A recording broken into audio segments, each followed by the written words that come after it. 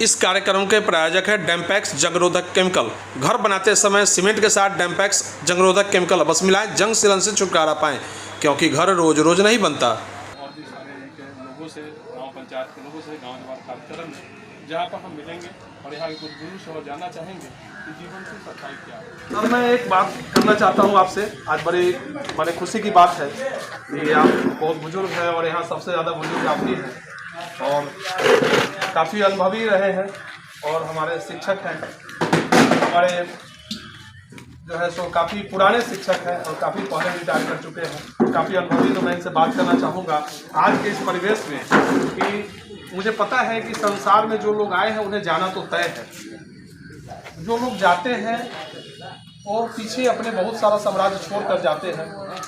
कुछ लोग जीवन में आते हैं जो छिप कर रह जाते हैं, कुछ लोग छप जाते हैं। तो मैं जानना चाहता हूं कि हर किसी को पता है कि जाना है, फिर भी यहाँ पर इतना ज़्यादा जो है भ्रष्टता समाज में आने के बाद बहुत सारा ऊंच नीचे लोग करते हैं। इसके पीछे क्या कारण है, क्या ये कहाँ तक जायज़ है और एक इंसान को क्या करना चाहिए जीवन में आकर समाज में?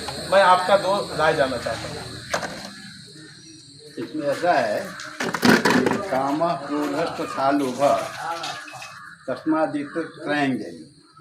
काम, क्रोध और लोभ जो है ये तीन बुरी फांस है, जिसको महामाया कहते हैं। इस महामाया के चक्कर में आके आदमी ये सारा काम करता है। ये हमारा धन है, दौलत है, बेटा है, बेटी है, दुनिया जहान है। तो उस चक्कर में आने के बाद उससे निकलना बड़ा मुश्किल है। निकलने का रास्ता आसान है, इसको लोग समझता नहीं। यदि समझ ले तो बहुत ही आसान है। रास्ता क्या है? एकमात्र ईश्वर पर भरोसा। दुनिया गोचर जहाँ लगी मन जाई, तो सब माया जान हो पाई। हमारे नाकों से जो जितनी भी चीज़ें दिखाई पड़ रही है, माया है, नियमित है, टिकाऊ नहीं है, असत्य। सत्य जो है वो दिखाई नहीं। उसको देखने की कोशिश करें तो फिर सब कुछ क्या हो जाएगा। कोई ममता नहीं होगा। जब ममता नहीं रहेगी तो फिर चक्कर में भटकने का सवाल नहीं है। ये हमारे जीवन का लक्ष्य होना चाहिए। लेकिन फिर भी आज क्या लगता है कि आपको आने वाले समय में सारा कर्म चलता रहेगा? जो अभी जो पीढ़ी आ रही है उसमें आपका क्या कहना है? आने वाले समय में उत्तरोत्तर जैसे इसमें राजमन हो रहा है, इस तरह से इसका लुप्त प्राय हो जाएगा। और लुप्त प्राय होगा तो इसके बाद आदमी जैसे बड़े बड़े संग्राम हुए, महाभारत का जग हुआ, लड़ाई हुआ, राम रावण का युद्ध हुआ, समाज में मिले ना, कृष्ण भगवान आए तो पूरा समाज को लेकर चले गए। तो इस तरह से ही समाज में बदली होगी और एक ऐसा विस्फोट होगा, हो सकता है जैसा विस्फोट हो जिसमें बहुत लोग, कम लोग बच जाएंगे। जो बचेंगे फिर नया सृष्टि का शुभारंभ हो जाएगा, जिसके बाद से सतयुग जिसको बोलते हैं वो आ जाएगा फिर आदमी छोड़ जाएगा। यही बात है। आज समाज में जब कोई जाते हैं ऊपर, जब जिंदा होते हैं तो उनके लिए हमारा ध्यान बहुत कम होता है, उनके ऊपर बहुत कम निगाह रहता है हमारा, और मर रहे हैं, परेशान है, उसको कोई देखने वाला नहीं है। पर जब वही इंसान जब मर जाता है तो उसके पीछे इतना सारा आडंबर, दान पान, इतना सारा दान दिया जाता है और आम लोगों को खिलाया जाता है। यदि उसके पूरे जीवन में अगर 1% भी उस इंसान के ऊपर खर्च किया जाए तो उसका जीवन धन हो जाए, उसका आत्मा तृप्त होगा, जैसा हम लोग मानते हैं। पर ऐसा होता नहीं। उसके मरने के बाद बहुत सारा दान पान लोग करते हैं। कुछ लोग गाय दान कर देता है, कुछ लोग पूरा गाड़ी घोड़ा दान कर देता है, कुछ लोग बिस्तर दान करता है। बहुत सारा जो दान का नियम है, जो सांसारिक नियम है, उसमें हम लोग करते हैं। तो इसको आप कितना जायज मानते हैं कि क्या जीवित आदमी के ऊपर कुछ न करके मरने के बाद जो हम लोग करते हैं, क्या उसके ऊपर आप कितना, आपका क्या विचार होगा? ये मेरा विचार है कि आज के ज़माने में सब देखा देखी कर रहे हैं। पुराने रिवाज में जो आ रहे हैं उसको पकड़े हुए हैं। अब उन रिवाज धीरे धीरे खत्म हो रहा है। दूसरी बात कि भगवान ने स्वयं अपने आप में कहा है, गंगा में डुबकी लगाने से आदमी पवित्र होता है। भगवान विष्णु के मुँह से आवाज़ निकली है, वो तो पूरे सब कुछ को पवित्र करने वाला है। उनकी बात है, अर्जुन को उन्होंने समझाया है कि ये शरीर से जब आत्मा निकलती है, इसके बाद तत्काल निकलने के तत्काल बाद ही वो प्रवेश करती है दूसरी आत्मा में। तो फिर ये सब कर्म जो हो रहा है, खर्चा वर्ता, इधर उधर बांटना, ये सब गलत सिस्टम ऐसा है। क्योंकि जब आत्मा निकलती है तो प्रवेश कर गया दूसरी आत्मा में, मिलने का सवाल कहाँ है? आडम्बर बिल्कुल सही बात है। तो आपके कहने के बाद आप भी इस चीज़ से सहमत नहीं है कि जो आजकल हो रहा है उससे आप भी सहमत नहीं कि ऐसा नहीं होता है।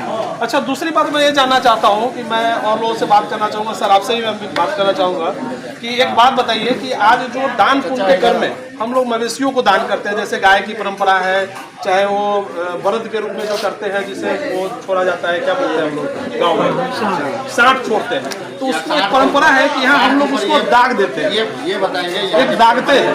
तो हम जानना चाहते हैं कि जो आप लोग दागते हैं सांड को या कुछ, ये कहाँ तक जायज है कि किसी जीव को एक कष्ट देकर उसको छोड़ देना, कहाँ तक ये जायज है? जरा आप अपने बारे में बताइए। ये बताएंगे नहीं होना चाहिए, नहीं होना चाहिए, ये बताएंगे आज यदि पालते हैं तो वो वंश वृद्धि के लिए सांड की बहुत जरूरत है। आज दोगला पैदा करते हैं सीमन डाल डाल करके, उससे वो किसी काम का नहीं है, वो दूध जो में प्रोटीन नहीं होता है, परंतु सांड से जो बच्चा पैदा होता है वो सांड का महत्व है। लेकिन उस सांड के मौत के कारण कहाँ लिखा गया कि उस सांड को दाग दीजिए? इसलिए उसका चिन्ह नहीं रहेगा तो कोई मियाँ बेच लेगा। तो मियाँ क्यों बेचता है? एक बात बताइए, आज समाज में सुनिए, आपकी जो सरकार है, आपकी सरकार मियाँ चोदी है। एक बात जान लीजिए, नहीं अल्पसंख्यक अल्पसंख्यक अल्पसंख्यक को इतनी महत्ता देते रहे, अल्पसंख्यक को कौन किसको देखता है? हम अल्पसंख्यक हैं, हम बहुसंख्यक हैं।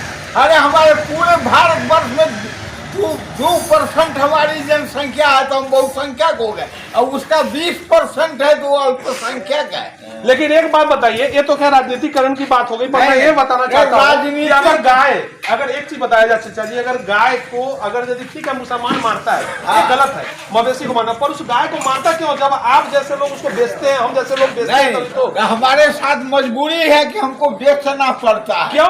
जब तक वो दूध दे रही है तब तक आपके लिए सही है, और दूध देना बंद करके उसको बेचते हैं। सरकार ने गाय के लिए उसको जो क्या है ना, वो तो बंद किया था ना जोगी, कितना हंगामा हुआ, फिर चालू हुआ कि नहीं? चालू हुआ। तो आप एक बार बताइए, यूपी में अगर योगी जी ने जैसे हर समय, अभी दीपावली आ गया, मीट मछली बंद कर दिया दुकान, यहाँ पर तो बंद नहीं किया, इसके पीछे कारण भी है कि हिंदू भी हुआ जागरूक हुआ है। नहीं, आप मजबूरी है, कोई जागरूक नहीं है, ये राजनीति है। लोग कहा कि यह मंदिर बना, वह मंदिर बना, कैसा मंदिर बना मैं जा करके देखा, वो फोटो लाइक है। अच्छा, नहीं बन रहा है, खैर उसकी बात नहीं करता हूँ, अभी मैं दूसरे मुद्दे पे बात करना चाहता हूँ। आप एक बात बताइए, अभी मैं मवेशियों के ऊपर ये बता रहा हूँ, तो वो वंश वृद्धि के लिए सांड की आवश्यकता है। ठीक है, सांड की आवश्यकता है, इसका क्या मतलब? उसको दाग दे, उसको भाला लगे, तब उसको चिन्ह रहता है ना। देखिए अभी अभी हमारे यहाँ ये कान काट करके जो है अजा वृद्धि के लिए छोड़ दिया। नहीं तो चीन के लिए कान में कुंडल भी लगा सकते हैं, हल्का फल्का उसको रात काट लिया, उसका कोई है देखने वाला, वो पड़ा हुआ है उस पुस्तकालय में। अच्छा ठीक, तो उसके पीछे उसका जिम्मेदार कौन है? आप जैसे हम जैसे आपकी सरकार, आपका मुखिया, आपका सरपंच, आपका वीडियो है। अच्छा एक चीज बताइए, गाय जब पोसे दूध खाए आप, और जब वो भागने की स्थिति आएगी तो सरपंच और मुखिया आएगा देखने उसको? नहीं, भागने की क्या स्थिति आएगी? तो उसको क्यों भगाया आप लोगों ने? जब कोई गाय मृत हो जाती है तब उसको आप छोड़ देते, मुसलमान के हाथ से बेचते क्यों है? हम मुसलमान के हाथ में बेचते नहीं है। वो ले जाता है, जबरदस्ती ले जाता है क्या? हमको हमारे यहाँ तो हिंदू आता है, चोरी करके वो ले जाता है। अरे हिंदू आता है, हिंदू आता है खरीदने के लिए, मैं खरीदूंगा। अच्छा, और उसके हाथ से मैंने बेचा। अच्छा, अब वो कहाँ किसके हाथ से बेच दिया? आप उस हिंदू का जब जनेऊ देखते हैं, आपके पास जनेऊ है, तो क्यों नहीं उसे कसम खिलवाते हैं कि बेटा तू बेटा कसम खा करके बोलो इस गाय को नहीं बेचेगा तब तुमको दूंगा, नहीं तो नहीं दूंगा। क्या इस बात का क्या कहना है? ये इसके पास कोई जनेऊ है जो मैं सब नाजायज है। गाय तो बेचना ही नहीं चाहिए, जब तक दूध खाए तब तक ठीक था, जब उस लायक नहीं रहा तो हम उसको बेच देंगे। आज यही स्थिति तो समाज में होगा। आप एक गौ वंश को गाय बन गई तो मैंने उसको, चाचा जी आप एक गौ वंश को नहीं बचा सकते। आज हमारे घर में माँ बहनों का भी यही हाल है। जब हमारी एक माँ 5 बच्चे को पैदा करती है, और 5 बच्चे को 9 पंचे 45 महीना टोटल अपने लाइफ में 5 बच्चे को पोषने में लगाया पेट में, और जब वो वृद्ध होती है हम उसे छोड़ देते हैं। आज उसी गाय का असर है कि यही हाल हो रहा है। क्या कहना है सर? साथ नहीं जाओ, जरा बताइए। ठीक है, बिल्कुल सही है कि नहीं? तो आज मेरा ये विषय था कि ये जो दान पुण्य हो रहा है, मैं ऐसा नहीं मानता हूँ। थोड़ा इधर दिखा, आप दीजिए ये हमारे दान पुण्य की विशेषता है। जो दान पुण्य हो रहा है ये बहुत अच्छी बात है, ठीक है, पर मैं ये मानना चाहता हूँ, ये बताना चाहता हूँ समाज को कि ठीक है, कोई सबल व्यक्ति है, कोई सामर्थ्यवान है, दान कर दिया, बहुत सारे चीज है, पर कोई ऐसा है जो बिल्कुल दिल है उसका कुछ करने का, पर उसके पास कुछ नहीं है, तो क्या ऐसे लोगों की गति नहीं मिलेगी? मिलता है गति। देखिए, श्रद्धा होगी तो उसकी भी गति। मैं पहले से शुरू करता हूँ। कुछ बात आपने पूछा था उनसे। जी जी बिल्कुल। महाजनो जेन गतस्य पंथा, हमारे पूर्वज जिस रास्ते से आए हैं हम उसका अनुसरण करते हैं। ये पूरे समाज का, जिस किसी भी समाज में जाइए, चाहे हिंदुस्तान की बात कीजिए या आप अमेरिका की बात कीजिए, आप इंग्लैंड की बात, दूसरे विदेश कीजिए, कि वहाँ की जो परंपरा है उस पर लोग चलते हैं। अब आप रोटी की बात कर रहे थे, आपने यह तर्क अपने ढंग से ले लिया। हर व्यक्ति जो इस बात को समझता है कि पहले जो हम रोटी बनाएंगे वह गाय को देंगे, वो गाय को देता है। जो नहीं समझता है, आज के अंग्रेज के जमाने का जो पोशाक, जो खान पान और उसका जो रहन सहन है, उसको जो अपना लिया है, वो अपना रोटी तो आपका ऐसा मानना है कि देहात में, गांव में अभी भी एक परंपरा जिंदा है और रहेगा, यह कभी समाप्त नहीं होगा। हर युग का अपना जो धर्म होता है, सतयुग जो आप अभी बताए, 4 युग की बात, हर युग का अपना अपना धर्म होता है। जैसे दिन का धर्म देख लीजिए, सवेरे ठंडा था, अभी दोपहर है, तो अभी धूप में गर्मी है। इसी तरह से तो प्रकृति का नियम है, ऐसा तो होगा ही वही होगा। प्रकृति के नियम के अनुसार हर कुछ चलता है। हम जिसको अपना लिया है उसको हम अपनाएंगे। आप उदाहरण ले लीजिए, रात का कल दिवाली थी और अभी जो इलेक्टेड हुआ है, बात है ना, सोच एक सोच से सफलता की और एक बात है कि जहाँ सोच हमारी बदलेगी वहीं के सफलता साथ ही तर्क होता है। सोच के साथ ही व्यक्ति तर्क देता है, कुतर्क देता है। इस सोच पर आप जरा अपना विचार व्यक्त करें कि आज जो हम लोग यहाँ पर एक जैसे दान पुण्य कर रहे हैं, तो मरे हुए व्यक्ति के ऊपर हम लोग दान पुण्य किए, ये किसी और को मिलेगा, जो आज जो जीवित है उसको दे रहे हैं एक आय। तो क्या जो सामर्थ्यवान है वो तो कर रहा है, पर जो सामर्थ्यवान नहीं है, पर दिल से किसी माता को, पिता को सेवा किया है और सामर्थ्य नहीं है ये सब करने में, तो क्या उसके माता पिता को गति नहीं मिलेगी? आपने अपना सवाल जवाब अपने ले लिया। उसने, आपने कहा उसने सेवा किया है, सेवा ही धर्म है। सेवा अगर उसने किया तो धर्म है। सारी बात सब करने की कोई जरूरत नहीं। मैं इसे है कि जिसका मृत्यु किसी अकारण से हो जाए, किसी चोट से हो जाए, जल के हो जाए, एक्सीडेंट हो जाए, तो उस मृत्यु का जन्म जो होता है वह अकाल मृत्यु होता है। उसका जन्म किसी में होता है, उसको प्रसिद्ध करने के लिए श्राद्ध की व्यवस्था है और श्राद्ध होता है। ठीक है। एक बात और मैं जानना चाहूंगा आप लोगों से, सारे प्रबुद्ध लोग बैठे हुए हैं और ऐसा मौका बहुत कम जगह मिलता है बात करने का। आज के नए पीढ़ी में लोग ऐसा मानते हैं, जैसे पहले हम लोग भी करते हैं और अभी तक सुनते आए हैं, हमें जब हमारे पिताजी गुजर जाते हैं, बाबा गुजर जाते हैं, पूर्वज गुजरते हैं, तो हम लोग तर्पण की जो व्यवस्था है, जो पानी जिसको देते हैं हम, जैसे देहात में जो हम लोग देते हैं उसको क्या बोलते हैं हमें नहीं पता, तर्पण ही बोलते हैं। हाँ, तर्पण ही बोलते हैं। तो जो तर्पण देते हैं, तो ऐसा माना गया है तर्पण जब भी देते हैं हम लोग कौन से मास में देते हैं? हम देते हैं आसीन मास के देते हैं, आसीन, कार्तिक, भादो जो भी होता है, माने बारिश का महीना लगभग होता है। प्रतिपदा से लेकर के अमावस्या तक। अब मेरा एक सवाल है, इस पर जानना चाहते हैं, कोई प्रतिक्रिया नहीं, समाज के विपक्ष कोई प्रतिक्रिया नहीं है, पर यह जानने का इच्छुक है कि हमारी जो पीढ़ी है, जो नई पीढ़ी जो आ रही है, इन सारे चीजों में भरोसा नहीं रख रहा है, विश्वास नहीं है उसको, या फिर उसके पास समय नहीं है, जो कहिए। मैं ये जानना चाहता हूं कि जो व्यक्ति मर गया और उसके लिए तर्पण का जो व्यवस्था है वह उस समय होता है जिस समय सारा चीज लगभग पोखर, समाज, पानी की कहीं कोई कमी नहीं होती, हर जगह पानी भरा पड़ा है, फिर भी उसी समय हमारे पितरों को क्यों प्यास की जरूरत पड़ती है? देखिए, मैंने आपको कहा ना कि महाजनो जेन गतस्य पंथा, जो आगे अपनाया लोग हम उसका अनुसरण कर रहे हैं। अब रही की बात, हम उसको तर्पण करते हैं, तो तर्पण करना ये जो है नित्य क्रिया है। एक तरह से हम अपने पूर्वजों को यह मान करके करते हैं कि हम उनके प्रति अपनी श्रद्धांजलि दे रहे हैं। ठीक है। अच्छा, एक बात बताइए सर, आप बताइए, श्रद्धांजलि व्यक्त तो कर रहे हैं हम लोग अपने तरफ से, तर्पण की बात जो हमने कहा, तो क्या आपको ऐसा लगता है कि हमारे पितृ जो है सो पानी कबूल करते हैं, वो पीने के लिए यहाँ बैठे हुए हैं, पीते हैं? संतुष्टि किसको? संतुष्टि होती है किसको? करने वालों को। अच्छा, तो उनको मिल जाती है। तो हमारे यहाँ पर सबसे ज्यादा बुजुर्ग शास्त्री लोग बैठे हुए हैं, शास्त्रीय जानकार हैं, मैं उनसे जानना चाहूंगा कि ऐसा हम लोग मानते हैं कि उस शास्त्र के अनुसार कि जहाँ पर जो लोग मर गए हैं, जो लोग ऊपर चले गए, जिनका अंतिम संस्कार हो गया, वो कहीं ना कहीं आत्मा जो है तो न मरती है न जीवित है, और जो चला गया ऊपर वो कहीं ना कहीं रुकता नहीं है, जन्म लेता है।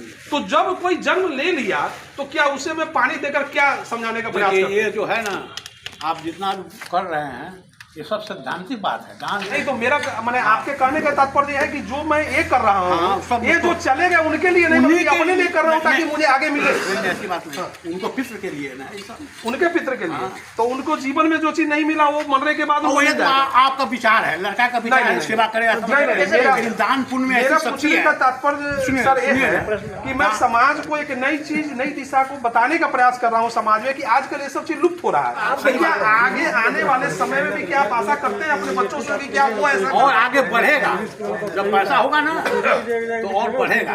अच्छा तो आपके बात से मैं सहमत हूँ, ठीक है, पैसा होगा तो बढ़ेगा। अगर उसके पैसा लिए ऐसा नहीं तो क्या होगा? तो उसके लिए है ना, गया जाइए, अरे चंदा ले करके लोग करते हैं, उसके लिए विधान है, चंदा देते हैं। ये धर्म। अच्छा श्राद्ध कर्म में ठीक है, मैं इस बात से भी सहमत हुआ कि चलो जिसके लिए आप दान पुण्य किए और सब कुछ मिला। इस दान पुण्य के बाद जो भोज भात की व्यवस्थाएं हैं जिसमें लोग अपार लुटाते हैं करते हैं, क्या उस पे आपका क्या ये कहना तो है? देखा देखिए है, आप उससे क्या खाइएगा तो अपने यहाँ खिलाइए। लोका क्या ये उसमें हमारे यहाँ जो है ना एक लेन देन का भी सिस्टम है हाँ। जिसको चुमावन के रूप में हम लोग समझते हैं। उसको आप सामाजिक दृष्टिकोण से कितना अच्छा मानते हैं, कितना सही मानते हैं? ये सही नहीं है। वो चुनाव जो है लेना एकदम किसी एंगल से उचित नहीं है। कैसे, किस कारण से? ये हम किसी को आमंत्रित करते हैं, आत्मा से उनको बुलाते हैं हमारे जग में सम्मिलित होने के लिए, उनसे टैक्स लेने के लिए थोड़े बुलाते हैं। बिल्कुल सही कहा। मेरा पूछने का उद्देश्य भी यही था कि आज मेरा मान लो कि मैं कहीं जाता हूँ, मेरी हैसियत है मैं 501 रुपया देता हूँ, ठीक है। एक बात है, देखिए टैक्स मेरा मेरा मेरा मेरा एक सेकंड चचा जी, एक सेकंड आपको मौका दें। आज क्या समाज में मेरा हैसियत है मैं 501 रुपया दूं, पर हो सकता है भगवान न करे आपके पास जिस समय मैं बुलाऊं आपके पास वो देने की क्षमता नहीं हो, तो आपको दिल में इच्छा है कि मैं आऊं, कि मैं जाऊंगा वहां, पर फिर भी वो 501 रुपया देने के चक्कर में आप मेरे यहाँ नहीं आ रहे हैं। तो मेरा ये मानना है कि क्या वो 501 रुपया सही था, या आपको सिर्फ ऐसे ही बुलाते और आप अभी आते और मैं भी आपके यहाँ जाता वो ज्यादा अच्छा? ये परिपाटी ज्यादा अच्छा है, ये ज्यादा अच्छा है। ज्यादा अच्छा। चाचा जी अब आप बताइए कि आपका क्या कहना है? एक बात है, आज तक जो है ना समाज की जो ये बातें हैं, जो हम लोग की समाज में ये सब होता क्या है कि ये जो व्यवस्थाएं हैं, जो भी मैंने आप लोगों से सवाल किया, ये सारी सवाल कहीं ना कहीं जो है विचारधारा गांव से अभी शहर की ओर, शहर में जाकर ये सब चीज लुप्त हो गई है और गांव में अभी भी ये व्यवस्था कायम है और इसको लोग लेकर चलते हैं। ऐसा मानना है कि जो चर चुमावन की जो बात मैंने उठाया, ऐसा मेरा भी मानना है कि चुमावन इसलिए ताकि एक दूसरे को सहयोग होता है, जो गरीब आदमी है उसको एक दूसरे से सभी लोगों से मिलकर एक सहयोग होता है और उस पर करता है। पर यह एक परिपाटी हो गई है आज के डेट में कि चुमावन को भी आंका जाता है आदमी के व्यवस्थित से, उसके अपने व्यवस्था से। ये कहां तक जाए? ये जो है आप बोल रहे हैं कि टाउन में, सिटी में ये चीज नहीं हो रहा है। हाँ। ये गलत है। वहाँ मैं भी तो यही बात बोल रहा हूँ कि वहाँ जैसे गांव में हो रहा है, चेंजिंग हो सकता है, लेकिन एक ही परिपाटी है। अब किसी भी भाषा में जाइए, ये कलकत्ता में जाइए, बंगाली लोग का देखिए, महाराष्ट्र में जाइए, महाराष्ट्र में, सब जगह परिवर्तन रूप का है, लेकिन काम एक ही हो रहा है। जिस चीज को बोल गए संदेश साहब बोले हैं, जो हमारे पूर्वज किए मैं वही कर रहा हूँ, उससे हमारी संतुष्टि होती है, उस प्रेतात्मा को उनका संतुष्टि नहीं। बिल्कुल सही है, मेरी संतुष्टि होती है। पर इससे क्या होता नहीं होता कोई नहीं जानता। आत्म संतुष्टि के लिए एक काम किया जाता है ताकि हमें संतुष्ट हो, समाज में संतुष्टि मिले और दूसरा लोग ये भी देखकर न बोले कि भैया क्या किया नहीं किया। लेकिन आज क्या आपको ऐसा नहीं लगता है कि आजकल की जो व्यवस्थाएं हैं, जो भोज भात की व्यवस्था है, जो दान पुण्य की व्यवस्थाएं हैं, ये ज्यादातर उनको मिलने से, उनके मिलने जो मिले या उनके पास वो पहुंचे, ऐसा मेरे आत्म संतुष्टि से ज्यादा समाज का डर होता है, समाज में लोग देखे, इस बात का ज्यादा लोगों का सोच होता है। क्या सही है, ये जो है आप दान करें, जो इससे अच्छा जो है किसी संस्था को दिया जाए या किसी बच्चे को पढ़ने लायक है उसको पढ़ाया जाए, ज़्यादा बेहतर और समाज का विकास। बिल्कुल सही कहा, आपके बात से बिल्कुल सहमत है। जैसा कि अभी हम लोग देखें, यहाँ पर अभी हम लोग हैं महारानी स्थान में, यहाँ पर सुनने को मिला काफी पुराना महारानी स्थान है और काफी जो है सो यहाँ पर शक्ति स्थल भी है, यहाँ लोगों की बहुत सारी मन्नतें भी पूरा होता है। तो यहाँ पर एक सुनते हैं परिपाटी है कि जैसा कि यहाँ पर हर साल जो है 100, 101 या कुछ अन्य जो है सो बकरियों का, जो बकरी होते हैं, खसी का जो है यहाँ पर जो है सो बलि दिया जाता है। तो इस बलि प्रथा से आप कितने सहमत है, मैं इतना जानना चाहता हूँ। देखिए, बड़ी प्रथा जो है से आ रहा है, ग्रहण करती है। हम तो एक तरफ यह मानते हैं कि हमें शाकाहारी होना चाहिए। इंसान जब शाकाहारी होने की बात करता है तो ईश्वर तो कहीं ना कहीं तो ऐसा तो नहीं कि मांसाहारी जो उनको ये बोला नहीं अच्छे है। बहुत से लोग ऐसे भी हैं जो बलि प्रथा का विरोध करते हुए बलि प्रथा भी बंद कर दिया है, ऐसे भी लोग हैं और इस सब लोग आगे बढ़ रहे हैं। तो क्या ये जो है सो बलि प्रथा बंद होना चाहिए कि नहीं? मैं जाना बिल्कुल बंद होना चाहिए, क्योंकि वो भी जीव है, जीव हत्या नहीं होगी। हाँ बिल्कुल, जीव हत्या नहीं होनी चाहिए। मैं इस पर जानना चाहता हूँ कि आप सब जीव हत्या के ऊपर क्या कहना चाहेंगे? क्या ये बंद होना चाहिए प्रथा, जो बलि प्रथा है कहीं का भी, यहाँ नहीं कहीं भी, तो क्या इसके ऊपर आपका क्या विचार है? जीव प्रथा बंद होनी चाहिए, बिल्कुल बंद होना चाहिए। ठीक है, आप बलि प्रथा के ऊपर क्या कहना चाहेंगे? बताइए, आप बताइए सर। आप बंद होना चाहिए, कहीं से जायज नहीं है। धीरे धीरे बंद हो रहा है। देखिए ऐसा जैसे हम लोग मानते हैं ना कि बलि प्रथा हो गया, हमारा ये मन्नत पूरा हो गया। अगर अपने बच्चे को उसी जगह अगर बलि देना, हम जिस बच्चे को बहुत पोसते हैं पालते हैं उसको जाके कल बलि देते हैं, उस ईश्वर के लिए, ईश्वर क्या है? एक आस्था है, एक डर है, एक विश्वास है। ईश्वर कहीं भी नहीं है, ईश्वर हमारे अंदर है, क्योंकि वो हमारा एक विश्वास है और एक डर है साथ साथ। अगर इस संसार से अगर डर और विश्वास दो खत्म हो जाए तो ईश्वर नाम का चीज नहीं रह जाएगा। क्या ऐसा आपका मानना है कि नहीं? तो इसलिए हमारा विचार है कि बलि प्रथा को बिल्कुल रोका जाए। क्या आप इस पर क्या कहना चाहेंगे? चल रहा है, बहुत भगवती को लोग कंठी मान रही है। भस्मा देवी को बांध दी, इतना चलता था। वहाँ नेपाल में वो है, हाँ वहाँ भी सुनते थे नेपाल में कहीं पर जाके क्या चलता है, हाँ उसका बहुत कंट्रोल कंट्रोल हो रहा है। गढ़ी माई को भी गर्दन में कंठी बांध। मैंने सामाजिक विडंबनाओं से लोगों को दूर रहना चाहिए मेरे ख्याल से। ऐसा आप पर क्या कहना है? बाबा आप बताइए, आप क्या कहना चाह रहे हैं? बलि प्रथा में हमारे यहाँ जो है आज से लाखों वर्ष पहले मनुस्मृति में लिखा, जीवो जीवस्य भक्षण, जीव को खाना है ना। हमारे जिह्वा स्वाद के लिए हमारे यहाँ दुकान है, उसमें मुर्ग मसल्लम बनता है। भाजपा के बहुत बड़े प्रचारक हैं, परंतु मुर्गा खाने के ऐसा है, कहा जाते हैं। ऐसा है, ठीक है। मैं आपके बात से सहमत हूँ कि जीव का जो है भक्षक है। और एक बात बताइए, वही जीव, मेरा बेटा भी मेरा जीव है, मेरा बेटी भी मेरी जीव है, मेरे घर का परिवार का भी मेरा जीव ही है, जिसको मैं पालता हूँ एक बच्चे की तरह। आज मैं एक मुर्गे के बच्चे को लाता हूँ, उसको पालता हूँ घर में और उसको बेचता हूँ, उसको काटने देता हूँ। कहाँ तक ये जायज है? मतलब ऐसा तो नहीं है कि मुर्गा मसम जीव भक्षण का मतलब क्या हुआ? हत्या की बात है तो आप गेहूं खाते हैं, उसमें भी जीव है।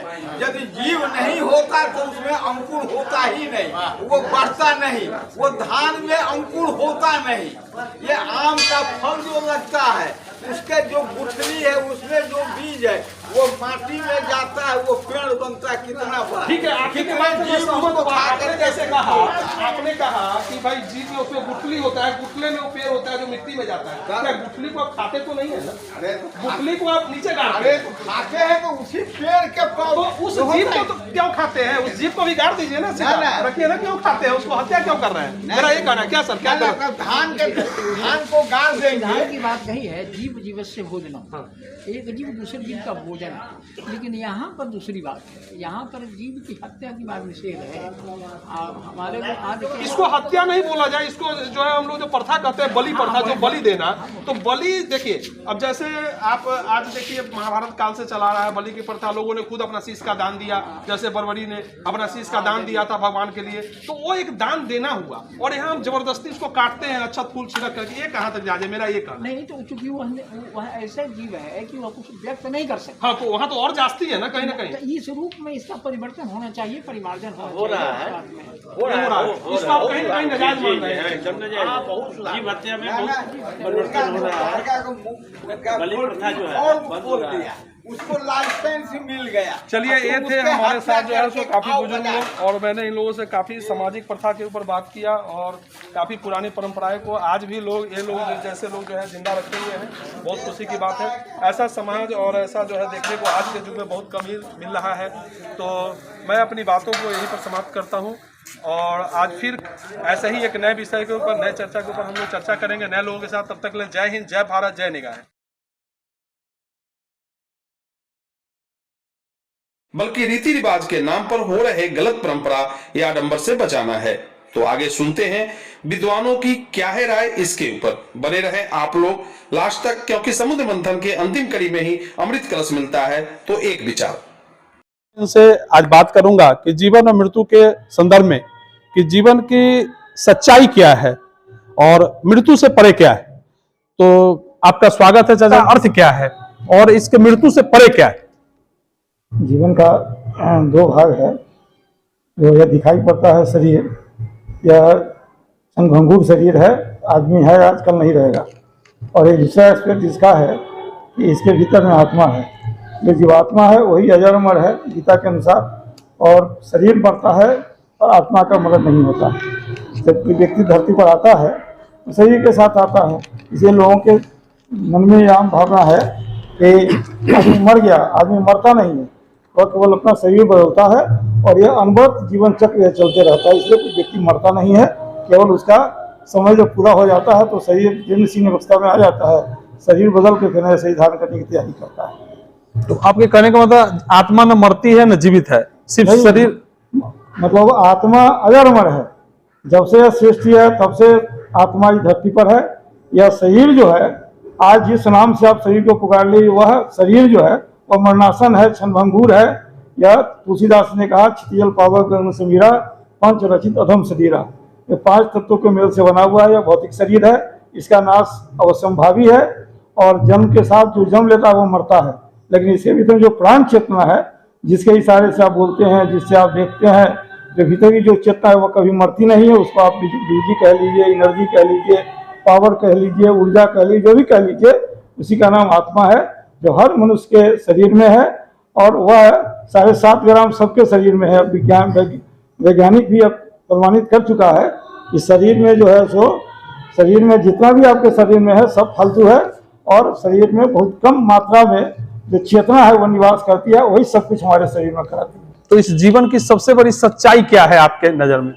जीवन की सच्चाई है कि जब तक आप जिंदा है, समाज के लिए, देश के लिए कुछ करिए, और अच्छा से जितना करिएगा उतना ही ज्यादा आपका यह जीवन सार्थक माना जाएगा। जैसे मनुष्य जो अध्यात्म से बिल्कुल अलग होते जा रहा है, आध्यात्मिक ज्ञान तो कहीं मिलता नहीं है। बिल्कुल घर का वातावरण जो है सब संसारिकता से बंधा हुआ है। अभी जो भी पढ़ाई लिखाई अगर बच्चों को हम देते हैं, बस उसको एक ही बताते हैं कि पैसा कैसे कमाना है, चोरी से, बेईमानी से, जैसे भी हो, साधन कैसे उपार्जित हो और कितना पवित्र हो, इसके बारे में किसी को कोई हम लोग शिक्षा दीक्षा नहीं देते हैं। तो जब तक अध्यात्म से आदमी नहीं जुड़ेगा तब तक जीवन का खला ये चलता रहेगा। और जैसे ही आपको अगर जीवन में पता यह चल जाएगा कि जीवन नश्वर है, जीवन में कुछ अच्छा कर लेने का यही वक्त है, जैसे उम्र आदमी का बीतता जाता है, यह सब कुछ समाप्त होते हुए चला जाएगा। इसलिए जीवन में रहते हुए धूप प्रहलाद कीजिए, जितना कुछ अध्यात्म से आप ले सकते हो लीजिए, और समाज के लिए दिल खोल करके जितना करना है सो करिए। तो जीवन में बुजुर्गों के लिए, परिवार के लिए, यदि कोई बुजुर्ग हो जाते हैं तो उनके लिए सेवा जरूरी है या श्राद्ध जरूरी है? उनके लिए सेवा जरूरी है। श्राद्ध का मतलब होता है श्रद्धा से करने वाला। उनकी याद में, उनको याद करने के लिए आप जो कर रहे हैं कर्म, उसी का नाम श्राद्ध है। अब उसको आप भोज करके करिए। आज के जमाने में तो वही चल रहा है ना। लेकिन आज की जो पद्धति है उसमें क्या है कि सेवा के नाम पर 0 और श्राद्ध के नाम पर पूरा 2 लाख लोगों को खिलाइए, 50 लोगों को खिलाइए। जब तक हमारे बुजुर्ग जिंदा रहते हैं तब तक दूध न मिलता है, न उनको खाने को ठीक से मिलता है, न सेवा मिलती है। आज हम मर जाता है लोग तो जमीन बेच करके भी लोग साथ करके गुलछरा उसमें उड़ा देते हैं, जो कि बिल्कुल शास्त्र सम्मत नहीं है। अच्छा, एक चीज, जीवन मृत्यु का चक्र क्या है? जीवन मृत्यु का चक्र जो तो हमारे सनातन धर्म में पुनर्जन्म हमारे यहाँ है, और हम उसी को मानते रहे हैं कि जब मतलब शरीर जब पूरा हो जाए और जब आदमी अच्छा कर्म करता है तो उसको फिर जीवन मिलता है, अच्छा जीवन। और नहीं अगर गड़बड़ हो गया तो 84 लाख योनि में फिर से भ्रमण करते रहता है। तो यही जीवन चक्र है। अगर आपने अच्छा कर्म किया मनुष्य के जीवन में, यह जो मनुष्य का जीवन है यह 84 लाख में सर्वोपरि योनि है। अगर इसमें अगर आप चूक गए, इसमें आपको प्रमोशन के लिए, जो आत्मा है उसके प्रमोशन के लिए आप थोड़ा सा प्रयास कीजिएगा तो महात्मा बन जाइएगा, उससे आगे बढ़िया तो देवात्मा बनिएगा, और अंतिम जो है सो परमात्मा में विलीन हो जाइए। इसके आगे 3 कड़ी है, और गिरने के लिए 83,999 कड़ी है। नीचे गिरिएगा तो फिर भटक करके आते रहिए। यही जीवन चक्र है। इसी जीवन चक्र में आदमी जो है सो चलता फिरता रहता है, और इसी में लोक आनंद मिलते रहता है। अगर जीवन का सच्चाई अगर समझ में आ जाए कि भगवान ने जीवन क्यों दिया है, जीवन का लक्ष्य अगर आपको जीवन में मिल जाए तो अपने जीवन को सही दिशा की ओर ले जा सकते हैं। तो जो मानव जीवन है ये तो बड़ा ही कठिन है, और जो भी इस सृष्टि पर है वो सारा मानव के लिए ही है। तो ऐसी स्थिति में मानव सोचता है कितना ज्यादा से ज्यादा जो अर्जित करने का जो आज एक होड़ लगा हुआ है, इसके ऊपर आप क्या कहना? अभी मनुष्य जो है उसको ये मालूम है कि दुनिया का सब कुछ भी नष्ट हो जाएगा, हम अभी जिंदा रहेंगे। इसलिए जितना शोषण इस धरती का किया जा सके, इस प्रकृति का शोषण किया जाता है, सब हमारे पास रह जाएगा। जबकि उसको भी जाना है धरती से, उसको भी धरती पर रहना नहीं है, लेकिन उसको यह दिमाग में बैठा हुआ है कि दुनिया में सब मर जाएगा लेकिन हम ही एक जिंदा रहेंगे। इसलिए दुनिया में जितना सुख सुविधा है सब हमारे पास आ जाए और सारा दुनिया तबाह हो जाए, उसको कोई दिक्कत नहीं है।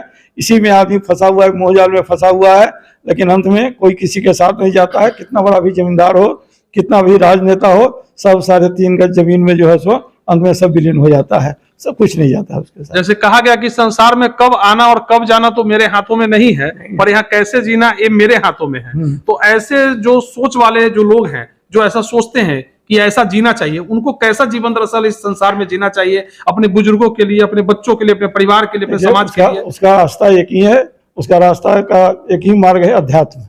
अगर अध्यात्म के मार्ग से आप चलेंगे तो जीवन का लक्ष्य भी पता चलेगा, अपने परिवार का भरण पोषण कैसे करना है ये भी चलेगा, आपको क्या उपार्जित करना है, किस माध्यम से उपार्जित करना है ये पता चलेगा। और नहीं तो फिर पैसा तो अगर गंदगी पर भी गिरा हो तो आदमी उठा लेता है आज का, क्योंकि दिखने में परिमित है, उसको लगता है कि दुनिया में पैसा ही सब कुछ है, और इसीलिए सारा पाप ताप धरती पर होते हुए चला जा रहा है। आजकल नए समाज में, नए जनरेशन में ऐसा आजकल ज्यादातर हो रहा है कि जो बुजुर्ग होते हैं घर में बहुत परेशान है, करा रहे हैं, कुछ भी नहीं है, पर वो इतना परेशान हो जाता है कि मरने का इंतजार करता है, और जब वो मर जाते हैं तो इतना ज्यादा दान पुण्य, इतना ज्यादा विडंबना होती है। क्या इस विडंबना सब कितना सहमत है? क्या वो कितना हद तक जायज है? क्या मरने वाले को ये चीज प्राप्त होता है? धन का 3 ही गति है। पहला है सबसे उत्तम है दान, दूसरा है भोग, और तीसरा है नाश। तो दान अगर आप करते हैं तो दान करने से पहले व्यक्ति को सोचना चाहिए कि दान हम कहाँ कर रहे हैं, किस लिए कर रहे हैं, किसको कर रहे हैं। पात्र देख करके दान करिए। अगर कुपात्र को दान अगर चला जाता है तो कुपात्र को जितना हानि नहीं होगा उससे ज्यादा दान करने वाले को हानि होता है। नहीं, जो लोग मर जाते हैं, मरने के बाद जब हम दान करते हैं तो क्या वो कितना उचित है? क्या मरने वाले को दान प्राप्त होता है? मरने वाला तो चला गया, वो तो सूक्ष्म शरीर में चला गया, वो क्या लेगा, उसको कहीं कुछ मिलने वाला नहीं। दान क्या है? एक विडंबना है क्या? दान एक हमारे यहाँ परंपरा रही है अच्छे कार्यों में देने की, लेकिन बाद के समय में जब कुछ काल में, तो जब कुछ बात फैला उसमें आ गया कि दान जो है सो ब्राह्मण को देना चाहिए। पहले ब्राह्मण संस्था होता था, अपने आप में देश और समाज के लिए काम करता था, उसका नाम था पुरोहित, जो पूरे नगर का हित चाहता हो वैसे लोग दान लेते थे, वही पुरोहित होता था। अब वैसे लोग तो है नहीं, अब वैसे है जैसे गायत्री परिवार हो गया, आर्य समाज हो गया, या रामकृष्ण मिशन हो गया, जो समाज के लिए कुछ कर रहा है, अगर उसको दान दिया जाए तो वो सार्थक है। और जो धर्मजीवी लोग हैं उनको दान अगर देते हैं तो सब बेकार है। नहीं, लेकिन मेरा सवाल एक दूसरा था कि जो लोग जिंदगी में किसी को कुछ सेवा नहीं करते हैं, पर उनका ऐसा मानना है कि जब मर जाएंगे, माता है पिता मर जाएंगे, चलो अच्छा सा दान पुण्य कर देंगे, सुख श्राद्ध कर देंगे, मेरा सारा पाप कट जाएगा, ऐसे लोगों के लिए क्या संदेश है? अब देखिए, ये तो क्या बोलते हैं कि भारत की भूमि है, यहाँ चरवाक को भी हम ऋषि मानते हैं। हाँ। मानते हैं ना, जो ईश्वर को नहीं माना उसको भी हम मान लेते हैं कि ऋषि हमारे यहाँ है, हम उसको अवतारी चेतना मानते हैं। तो भारतीय संस्कृति में और ये हिंदू धर्म में यह विचार की स्वतंत्रता है कि आप अपने आप को भगवान मानेंगे कि अपने आप को आप देवता बनाएंगे या राक्षस बनाएंगे, आपको अपना निर्णय करना है। तो सोच के लिए आप क्या कीजिएगा, जिसको जैसी सोच है वैसा करते रहता है। मतलब दान पान और भोज भात की जो पद्धति है उससे मैं चाहता हूं कि आप कितना सहमत है, ये मैं जानना चाहता हूं। अगर वह सार्थक काम में जा रहा है तो हम उससे सहमत है। अगर जिंदगी में उसके साथ अगर दुर्गति हो रहा हो गार्जियन के साथ, और मरने के बाद अगर दान करके अगर चाहता है कि पुण्य मेरा कट जाए, पाप कट जाए, तो क्या उसका पाप कटेगा? नहीं कटेगा, वो सब बेकार हो गया। तो वो दान बेकार है, इसका मतलब। अच्छा, दूसरा एक रास्ता में मैंने एक दूसरा लास्ट में क्वेश्चन करना चाहूंगा, क्या है कि आप जैसा जानकार लोग भी बहुत कम लोग मिलता है, तो बात करने का मौका भी कम मिलता है, अचानक ध्यान में भी आया। हम लोग के यहाँ एक तर्पण की विधि है, मरने के बाद कुछ दिनों के बाद पूर्वजों के लिए तर्पण किया जाता है। मैं जानना चाहता हूं, जब एक तरफ विद्वान लोग कहते हैं जैसा आया और जो लोग चला गया वो कहीं ना कहीं जन्म लिया, तो फिर उस जो हम लोग पिंडदान देते हैं, जो तर्पण देते हैं, जो पानी देते हैं, वो तो हमेशा ऐसे सावन भादो महीने में होता है, जहां सब कहीं भी पानी की जरूरत नहीं होती है, खूब पानी ही पानी है, और उसी महीने में हमारे पूर्वजों को प्यास लगती है। इसके पीछे का क्या कुछ सच्चाई है, कुछ विडंबनाएं हैं, या क्या माने तर्क है? मैं जानना चाहता हूं। तर्पण का मतलब है तृप्त होना, है ना। तर्पण का मतलब है तृप्त होना। तर्पण आप जब करते हैं तो किसको तर्पण करते हैं? उसके बाद जब पूजा जब पढ़िएगा कर्मकांड आप, तब आपको पता चला कि हम ऋषि तर्पण करते हैं। ऐसे लोगों के लिए तर्पण करते हैं जो ऋषि स्तर का जीवन जिया है, जिसके घर परिवार में कोई नहीं होगा, है ना, उसके लिए तर्पण करते हैं। भीष्म का तर्पण है, भीष्म के कोई बाल बच्चा नहीं थे, तो भीष्म का मतलब वो भीष्म नहीं है। आज के भी समाज में बहुत सारे ऐसे लोग आप मिल रहे हैं जो कोई बाल बच्चा नहीं है, जो रोड पर है, मर गया, उसका तो कोई श्राद्ध करने वाला नहीं होगा, तो उसका भी हम श्राद्ध उसमें कर देते हैं। अपने यहाँ जो श्राद्ध में 3 ही चीज महत्वपूर्ण चीज माना जाता है। एक का नाम है पिंडदान, दूसरे का नाम है तर्पण, और तीसरे का नाम है बलि। उसके बाद वैदिक श्राद्ध हमारा है, जो प्राचीन काल से, जिस समय से वैदिक काल शुरू हुआ उसमें चला रहा है। अभी जिस संसार में हम लोग रह रहे हैं, देख रहे हैं जिस श्राद्ध की प्रक्रिया, यह पौराणिक श्राद्ध है, यह महाभारत काल के बाद की देन है ना। इसलिए इस पर अध्यात्म है, इसमें ज्यादा तो श्राद्ध को मतलब आप जायज मानते हैं अपने हिसाब? नहीं, श्राद्ध जरूरी है, श्राद्ध कर्म जरूरी है, श्राद्ध कर्म जरूरी है, वो हमारे संस्कार की प्रक्रिया में आता है। वो पर वो जो विडंबनाएं हैं वो जरूरी नहीं। वो जो कालखंड में जो कुरीतियां घुस गया, उसको क्या कीजिएगा? उसको दूर करने की आवश्यकता है। जागरूक लोग समाज में पैदा होगा और उसको धीरे धीरे पराशर जी जैसा आदमी आया उसको हटा दिया। हाँ, सही बात है ना। तो जो व्यक्ति जागरूक होगा, जिसको समझ में आ जाएगा, उसको धीरे धीरे। लास्ट में हमारे दर्शकों को एक चीज और बताना चाहेंगे आप कि जो गया में पिंडदान की विधि, इसकी क्या महत्ता है, और क्या गया में जाने से हमारे पूर्वज को जो है सो आत्मा तृप्त हो जाता है? क्या उनको स्वर्गवासी होते हैं, कुछ मिलता है? वो तो शास्त्र जो कहेगा सही हम लोग बताएंगे। हाँ, तो शास्त्र की क्या विधान है इस पे? वो तो हम लोग मरेंगे तब तीर्थ हम लोग तब बताएंगे कि क्या मिलता है कि नहीं मिलता है। चलिए, जो सुनते हैं कि गया का श्राद्ध दुनिया में सबसे बड़ा श्राद्ध माना जाता है ना, क्योंकि वहाँ गयासुर नाम का राक्षस रहता था, है ना, वहीं भगवान ने श्राद्ध किया था, इसलिए उसी का पैर न है वहाँ, क्या बोलते हैं उसको, वहाँ बड़ा फेमस मंदिर है जिसको कौन मंदिर बोलते हैं, पैर है वहाँ। हाँ, विष्णुपाद मंदिर है वहाँ पे गया में। से मुक्त कराने के लिए भगवान ने अपना वहाँ पाँव रखा था, वो आज भी है। तो चरण में मतलब उसका भाव यही है कि भगवान के चरण में गति मिले जीवात्मा को, क्योंकि आदमी मरते ही पुनर्जन्म नहीं होता है। बिल्कुल, आदमी आप मर गए आज, कल आपका जन्म हो जाएगा? नहीं होगा। आप पढ़िएगा, जयपुर पब्लिकेशन है, उसका एक पुस्तक है, वो प्रेतात्मा जो है सो अपने पिता को बताता है कि कैसे आदमी मरा, कैसे इसका 3 लेयर है, फर्स्ट, सेकेंड, थर्ड। आज से 50 साल पहले जो सबसे ऊपर वाला लेयर था वो भरा रहता था, अब ऊपर का लेयर खाली हो गया। अब साथ जितना कुकर्मी है सब नीचे के लेयर में भरा हुआ है, ऊपर जाने वाला आदमी नहीं मिल रहा है ना। तो ये सब जो है ना अनुभव की चीज है ना। इस पर बहुत सारा विदेश में, अपने यहाँ तो खैर हमारे यहाँ तो बहुत पुरानी परंपरा है, लेकिन विदेश में जो है अब इस पर रिसर्च चल रहा है। एक डॉक्टर है जो 500 मृत आदमी पर उसने किया है अनुसंधान, इंग्लैंड का एक डॉक्टर है, उसकी किताब है, 250 रुपये में आती है। उसको मृत्यु के बाद जीवन पुस्तक है जी। उसको जब आप पढ़िएगा तो उसमें आपको पता चलेगा कि मरने के बाद उसने 500 आदमी पर रिसर्च किया। जैसे वो हॉस्पिटल में पता चला कि अमुक आदमी जो है सो मरणासन है, एक तराजू बना लिया। अच्छा, जैसे आप तराजू देखते हैं ना, लेबोरेटरी में रहता है जो इस सब नाचता है, बिल्कुल वैसा तराजू लेकर के अब बैठा रहता था कि डॉक्टर कहे कि आदमी घंटा 2 घंटा 4 घंटा में मरेगा। वो जो पैदा हुआ उस पर भी प्रयोग किया, और जो 90 वर्ष का आदमी था उस पर भी प्रयोग किया, हर उम्र के आदमी पर प्रयोग किया, बैठे ना, सब पर प्रयोग किया। उसने ही पाया कि इस शरीर में, मतलब मान लीजिए हमारा वजन 70 केजी है, तो 69 किलो 970 ग्राम जो है वो छोटा बच्चा है जो आज पैदा हुआ, वो भी मरा, और मेरे जैसा बुजुर्ग मरा।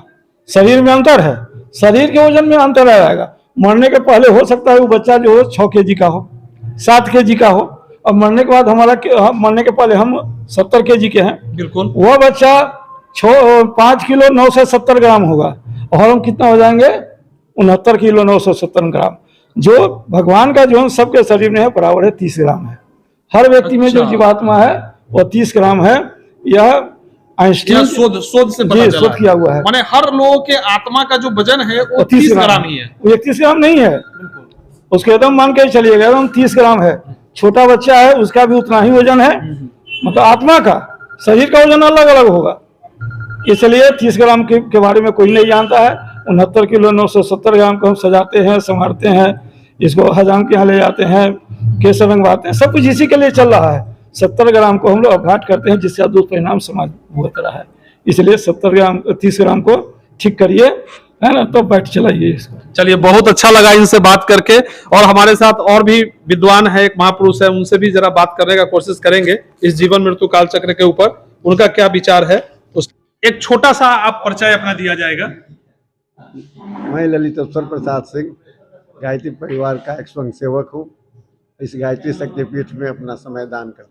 चलिए, बहुत अच्छा। गुरुदेव के मार्गदर्शन पे आप लोग सानिध्य में रहने वाले, साथ साथ रहने वाले लोग हैं। हम लोग तो कभी काल आशीर्वाद लेने के लिए आते हैं, तो बड़ा खुशी की बात है, बहुत ही खुशी की बात है कि आपसे मिलने का ही मौका मिला हुआ आज। तो गुरुदेव का बहुत सारा बुक भी लिखा हुआ है इसके ऊपर और जीवन और मृत्यु के ऊपर। मैं सिर्फ आपसे एक चीज जानना चाहता हूँ, मेरा दर्शक यह जानना चाहता है आज के समाज में कि स्वर्ग और नर्क क्या है। दरअसल इसकी एक छोटी सी व्याख्या करें, स्वर्ग और नर्क क्या है। गुरुदेव ने लिखा है, प्यार और सहकार से भरा पूरा परिवार ही धरती का स्वर्ग है। जहाँ इसकी कमी है वह नर्क है, जहाँ यह है वो स्वर्ग है। मैंने आपने शॉर्ट में एक बहुत अच्छी बात कर दी कि प्यार और सहकार से और सम्मति से बना हुआ जो परिवार है वही स्वर्ग है। जैसे हम लोग जानते हैं कि धरती पर 4 स्वर्ग माना जाता है। जैसे लोग कहता है प्रथम स्वर्ग है निर्मल काया, दूसरा स्वर्ग घर में हो माया, तीसरा स्वर्ग पतिव्रता नारी और चौथा स्वर्ग है पुत्र हो गया कारी। तो आपका विधान वही है, माध्यम वही है कि रियल स्वर्ग वही है। अच्छा, तो समाज में जो ये मरने के बाद और मरने के पहले अमूमन संसार में बहुत सारे लोगों का जो है सो जो व्यवस्था होता है कि उनको बहुत सारा तकलीफें होती है, बहुत सारा झोल झाल जीवन में होता है, सब कुछ होता है। माने जीवन में उनको बहुत सारी परेशानियों से जूझना पड़ता है, फैमिली को, परिवार के साथ। पर जब वो मर जाते हैं तो उनके ऊपर बहुत सारा आडम्बना खर्च किया जाता है, समाज को दिखावा किया जाता है। ये कहाँ तक जायज है, आप इसको कितना सही मानते हैं? ये तो बिल्कुल नाजायज है। जो करना चाहिए जीवन में ही माँ बाप या जो को भी घर में हो, उनका सेवा, उनका इलाज या उनके रहन सहन की व्यवस्था उनके जीवन काल में ही करके हमको अपना फर्ज निभाना चाहिए। मरने के बाद तो कुछ करने का आवश्यकता ही नहीं है। श्राद्ध कर्म को आप कितना जायज मानते हैं? श्राद्ध कर्म होना चाहिए, श्राद्ध और तर्पण जरूरी है। और दान पुण्य को कितना सही मानते हैं? दान पुण्य, दान योग्य व्यक्ति को दिया जाए, दान लेने वाले योग्य हों, लिखा हुआ है धर्मशास्त्रों में। नहीं, श्राद्ध में जो दान की प्रवृत्ति है उसके बारे में बात करता हूँ कि श्राद्ध के समय जब लोग दान करते हैं और चाहते हैं कि मैं सारे पाप से मुक्त हो गया, माता पिता को चलो जीवन में पूरा कष्ट दिया और श्राद्ध करने के बाद उनको दान कर दिया काफी, उससे मेरा साथ पुण्य हो गया, तो ऐसा क्या है? उससे कुछ नहीं होता। जो आप जिंदगी में सेवा कर पाइएगा, हम कर पाएंगे, वही माता पिता का आशीर्वाद मिलेगा।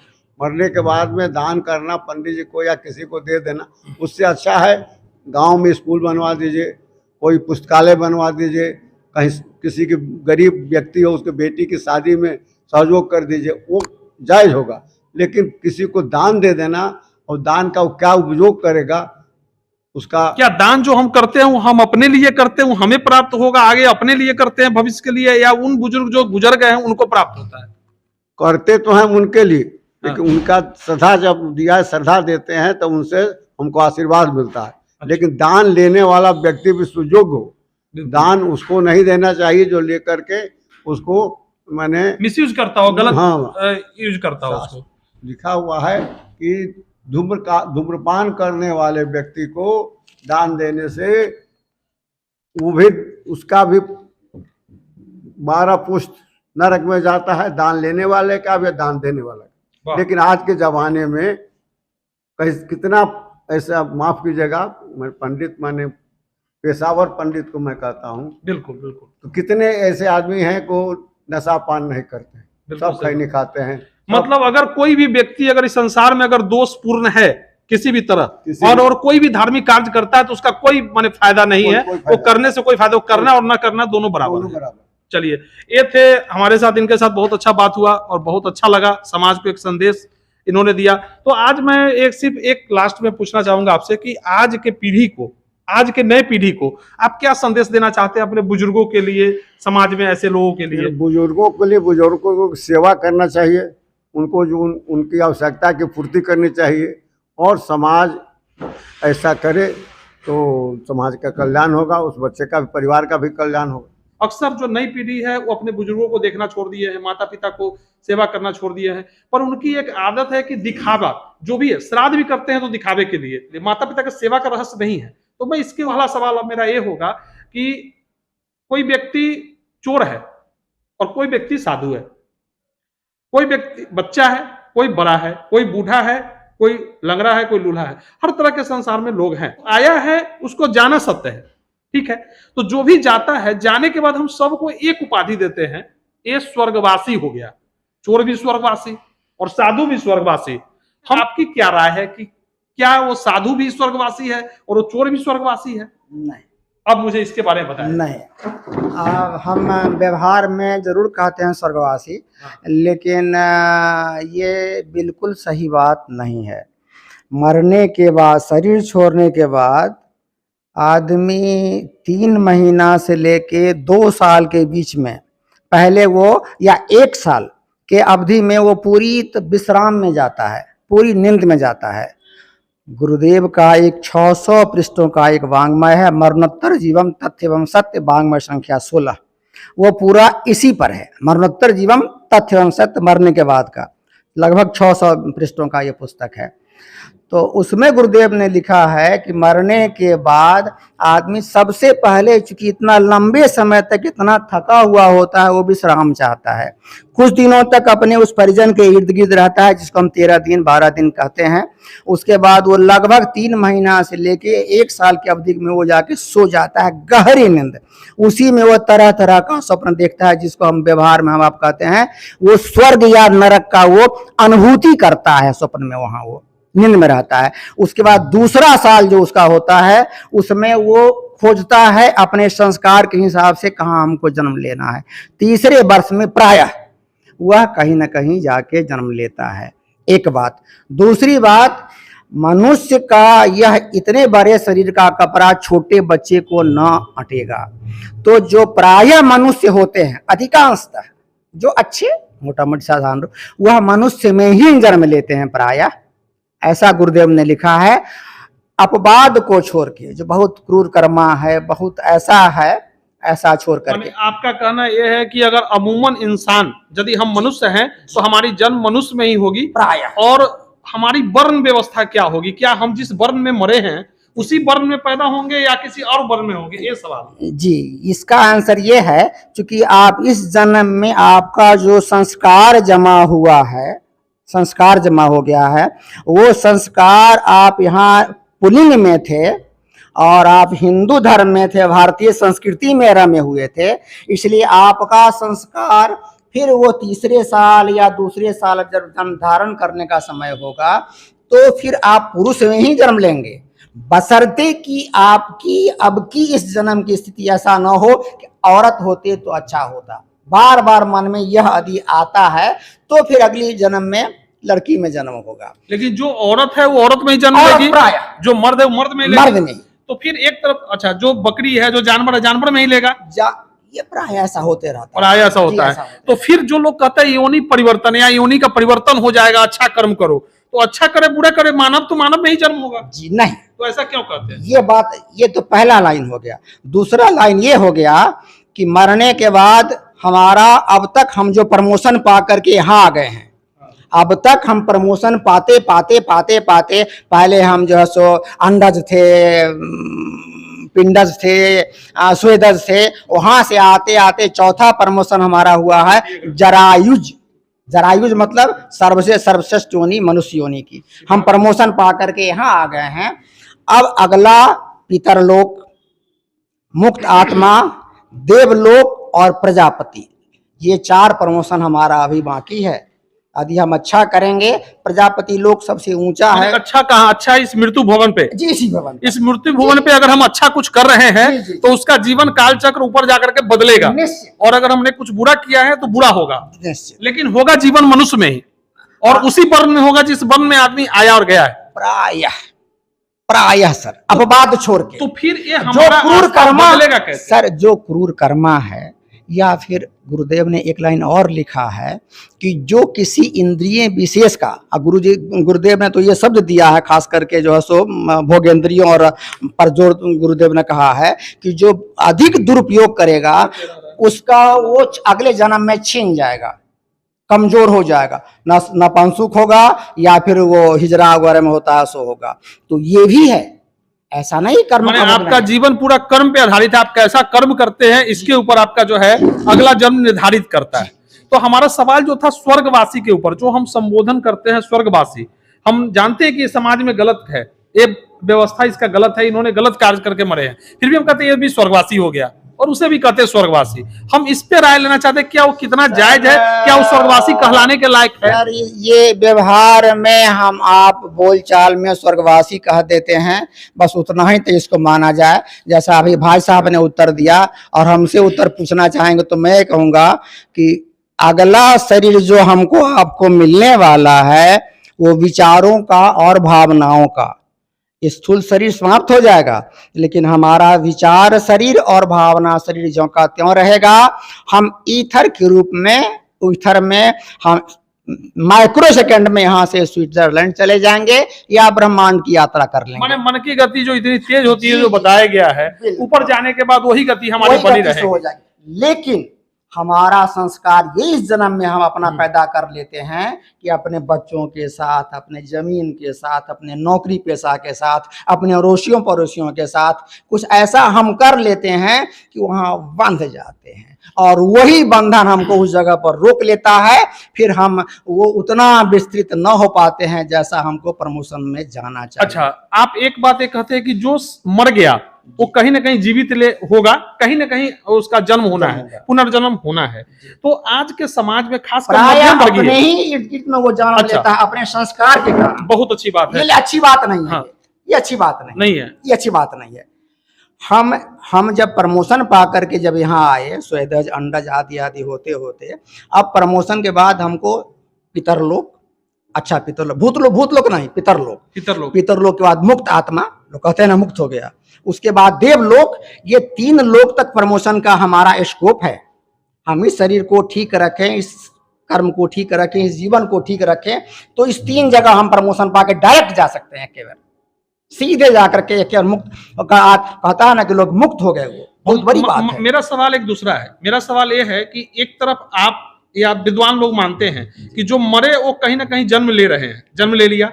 दूसरा हमारा जो एक आम समाज है, जो लोअर समाज है और जो बीच का समाज है, उस समाज में एक पद्धति है भूत प्रेत आत्माओं की। तो मैं ये जानना चाहता हूं, आपके माने उगार बिंदु से सुनना चाहता हूं या समझना चाहता हूं कि कहां तक ये सत्य, क्या भूत प्रेत भी होते हैं, क्या इसकी भी कोई योनि है और क्या इस समाज को इफेक्ट करता है? आपका क्वेश्चन जो है बहुत सुंदर क्वेश्चन था ये। भूत प्रेत बिल्कुल होते हैं।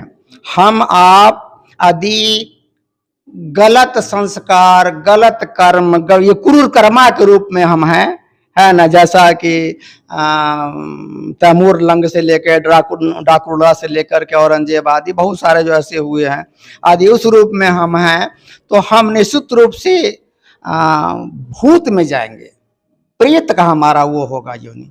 लेकिन उसी प्रेत का जो पितर योनि है, उसी प्रेत का जो पितर योनि है, जो अच्छा माना जाता है, और हमारे पितर हमको आपको सहयोग करते हैं, हमारे पिताजी, आपके पिताजी, आपके फोरफादर, मेरे फोरफादर जो अच्छे रहे हैं वो हमको आपको सहयोग करते हैं। हम सहयोग उनसे ना ले पाते हैं, ये हमारी कमजोरी है।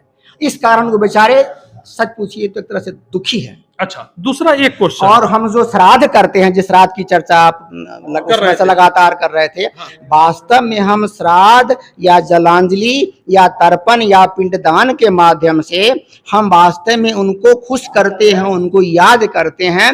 और वो बॉडीगार्ड पायलट की तरह, चूंकि वो सूक्ष्मदर्शी हैं, वो हमसे अधिक जानकार हो गए। किनको याद करते हैं? जो मर गए वो तो जन्म ले लिए, पितरलोकवासी। तो आप फिर पितरलोक रहे कहाँ? आपके उस बात से अगर हमको लगता है पितरलोक फिर रहे कहाँ? जो हमारे पितर जो मर गए वो तो कहीं ना कहीं जन्म लिए और अपने आसपास में ही जन्म लिए, तो फिर वहाँ है कौन जिसको मैं पानी पिला रहा हूँ, है कौन जिसके लिए मैं कुछ कर रहा हूँ? इस पे जानना चाहेंगे। बिल्कुल सर, मैंने आजकल के समाज में जो दर्शकों मैं विज्ञान के हिसाब से बताता हूँ। हम आप हमारा शरीर छूट जाने के बाद ठीक है हम चले गए, लेकिन जब विचारों का नाश नहीं होता है, शब्दों का नाश नहीं होता है, अभी अभी जो से कह रहा कि महाभारत का सब कुछ मिल रहा है, हूबहू जो है रिकॉर्डिंग लोग कर रहे हैं आदि आदि, तो जब उसका नाश नहीं होता है तो हम जो एक प्राण शरीर हैं वो हमारा अपनी जगह पर बरकरार है। हम जो मूल आत्मा हैं वह वहाँ चले गए, वहाँ जन्म ले लिए और उस रूप में हो गए।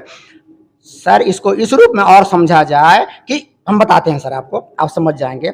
बहुत पुराना खंडहर 100 साल का, अभी उस समय भूत प्रेत है, लेकिन वह आत्मा तो जन्म कब का ले चुकी, हो सकता है एक योनि वो अपना योनि बदल भी दिया हो, लेकिन उसका जो प्राण तत्व का जो अपना था वो वहाँ है, और वह भोजन पाते पाते और इकट्ठा करते करते वह इतना मजबूत सशक्त हो गया है कि हम आप वहाँ जाते हैं तो हमको आपको डर लगता है, और हमको आपको वो छेड़ता है, हमको आपको हो सकता है वहाँ वो मार तक देता है। ये सही बात है। अच्छा, लास्ट क्वेश्चन आपसे अब जानना चाहेंगे, आपका भी काफी समय आपने दिया, इसके लिए बहुत बहुत धन्यवाद। और आपका एक लास्ट क्वेश्चन मैं जानना चाहता हूं कि जीवन और मृत्यु के इस बंधन से जी कोई सही तरीके से छुटकारा पाना चाहता है तो उसको क्या करना चाहिए?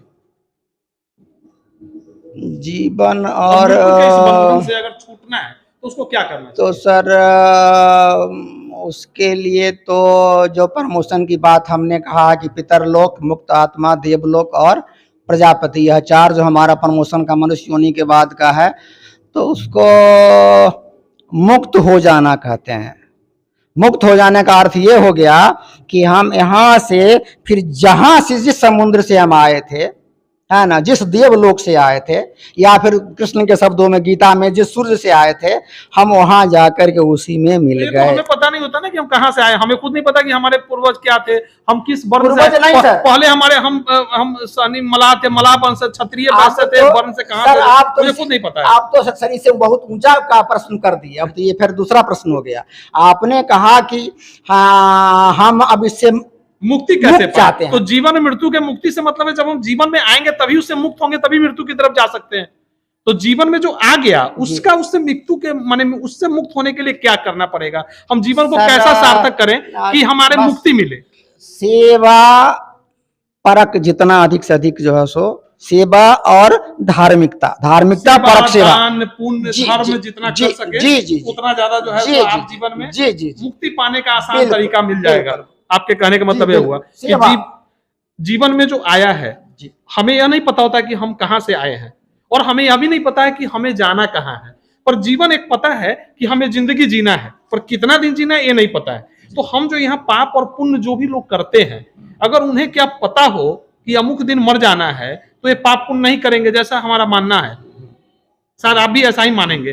तो जो जीवन में आया है उतना ही दिन ऊंच नीच सब कुछ कर रहा है, तो यदि कुछ उसे मुक्ति के लिए उपाय करना भी होगा तो उस जीवन में ही करना होगा। तो उस जीवन में उस मुक्ति के लिए क्या उपाय ऐसा कुछ करे जो उसका परम धाम को प्राप्त हो जाए? गुरुदेव ने क्या कहा है, आप उस पर एक छोटा सा हमको।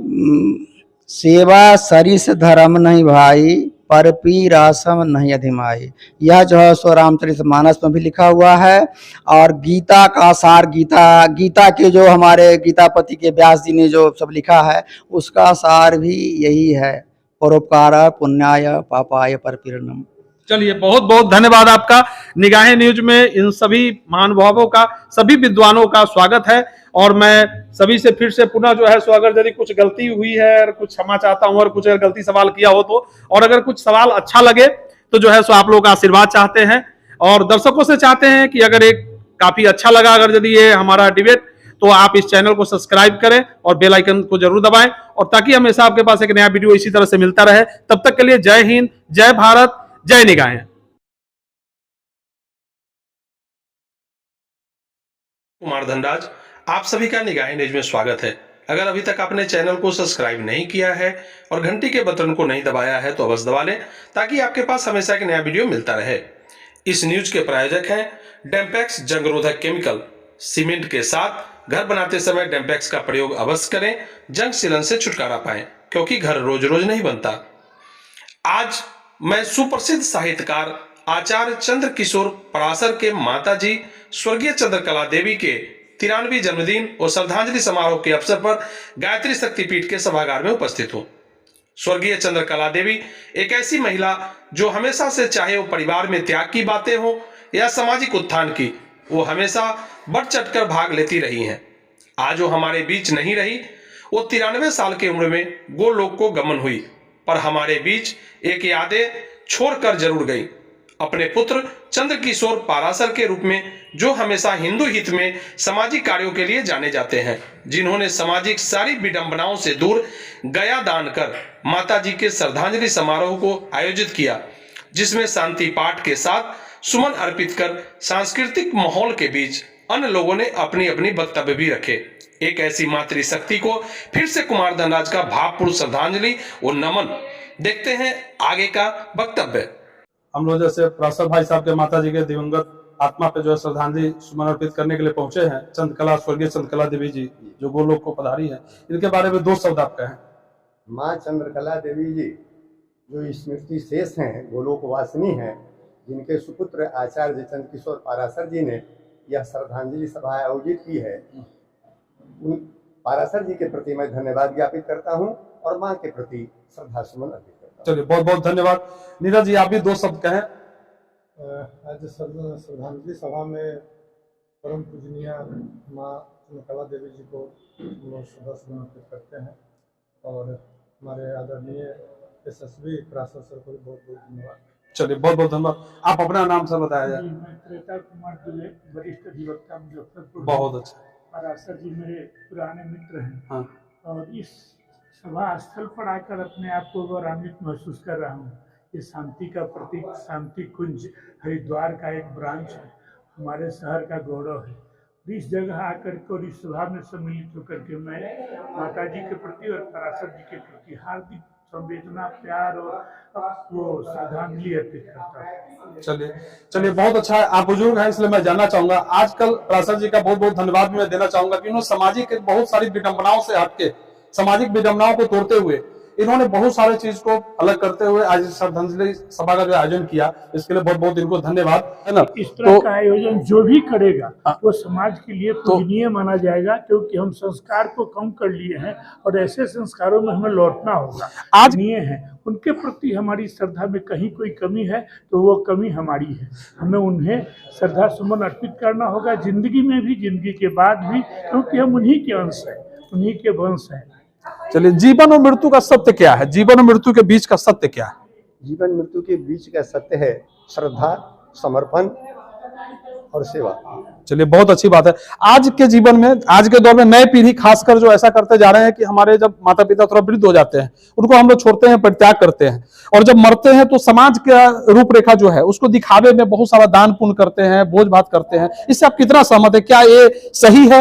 या का निर्वाह क्षमता अनुसार, विवेक अनुसार अवश्य करनी चाहिए, इसलिए कि उसके निर्वाह के सिवा हमारा संस्कार अक्षुण्ण नहीं रह सकता और हम भविष्य में उज्जवल भविष्य की कल्पना नहीं कर सकते। बिल्कुल सही बात है।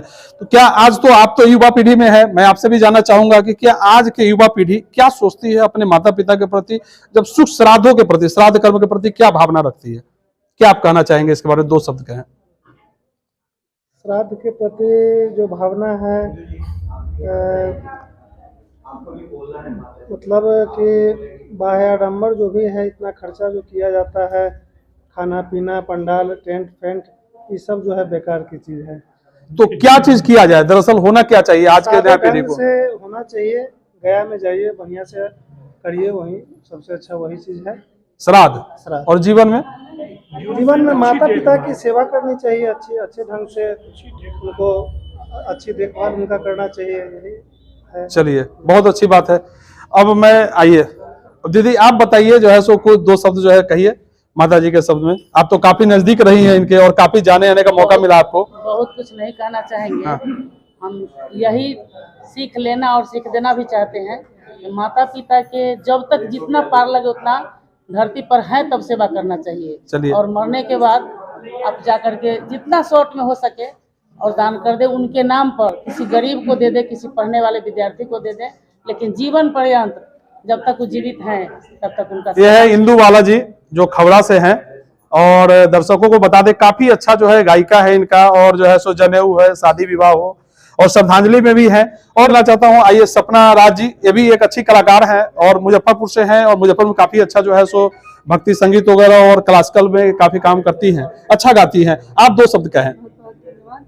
आज बहुत अच्छा लगा। पराशर भाई को हमेशा देखते हैं सामाजिक कार्यक्रमों में, हमेशा उन्हीं के द्वारा हमेशा बुलाया जाता है, आते हैं। और हमारी ये भी बिल्कुल यही सोच है कि कई लोग कहते हैं कि हमने सुना, हमारे सामने में बात की एक बार एक नवयुवक से, तो बोले कि अरे विदेश में रहते हैं अगर बच्चे तो एक्सपायर कर जाते हैं तो आ ही तो जाते हैं लास्ट में। सही बात। हमने कहा कि क्या बच्चे को जन्म केवल आग लगाने के लिए, शरीर को जलाने के लिए ही देते? बिल्कुल सही बात। ये चीज बहुत ये लगता है, जब जिंदगी है तो जितनी कोशिश हो पास में रहें। और इनका भी काफी अच्छा वक्तव्य रहा और कभी अच्छी समाज सेविका रही हैं। शुरू से हमारे पराशर भाई के साथ मैंने कई फंक्शन में इनको देखा भी है और इनका सुना, और काफी भाव विभोर भी हो गई थी। आज चाहेंगे कि आप अपना 2 शब्द उनके चरणों में समर्पित करें, 2 शब्दों से। माता जी सभी को अपना समझती थी, सबसे बड़ी विशेषता थी कि उन्होंने एक ऐसा पुत्र रत्न मुजफ्फरपुर जिला को दिया, अपना समझते हैं। किसी गरीब से गरीब लोगों को किसी तरह का कष्ट हो तो देखिए पराशर जी कैसे दौड़ के जाते हैं। लास्ट में मैं आचार्य चंद्रकिशोर पराशर जी से मिलना चाहूंगा, एक ऐसे लाल जो हमारे मुजफ्फरपुर से हैं और एक ऐसे माता ने एक अद्वितीय कहिए ऐसा पुत्र को पैदा किया जिन्होंने इस सारे चीज को सार्थक किया, समाज को नया संदेश देने का काम किया है। और आऊंगा कि आचार्य चंद्रकिशोर पराशर जी अपने माता के जो है सो चरणों में 2 शब्द अर्पित करें। माँ की तुलना इस दुनिया में अगर की जा सकती है तो केवल माँ से की जा सकती है। माँ के अलावा माँ की तुलना और किसी से नहीं की जा सकती है। और हमारे धर्मशास्त्र में कहा गया है कि अपनी ही माँ ने, जितनी भी माताएं हैं वो मातृशक्ति हैं, वो हमारे लिए उसी प्रकार पूजनीय है जिस प्रकार दुर्गा हैं, जिस प्रकार सरस्वती हैं। और यही मानकर मैंने अपनी माता जी की सेवा की। मैं विशेष रूप से आज उनके इस स्मृति दिवस पर, इनका आज जन्मदिन भी है, ये कहना चाहता हूँ कि चंद्रकला देवी उनका नाम था, तो चंद्रकला निकेतन नाम से एक संस्था की स्थापना बहुत जल्द हम लोग करेंगे। और उसके द्वारा विशेष रूप से नारी सशक्तिकरण के क्षेत्र में जो हमारी माता जी ने जिस दिशा में कदम उठाया था उसको आगे बढ़ाएंगे। और एक और विषय मैं आपके संज्ञान में आपके चैनल के माध्यम से देना चाहता हूँ कि 1931 में माँ का जन्म हुआ और 1951 में उनकी शादी हुई।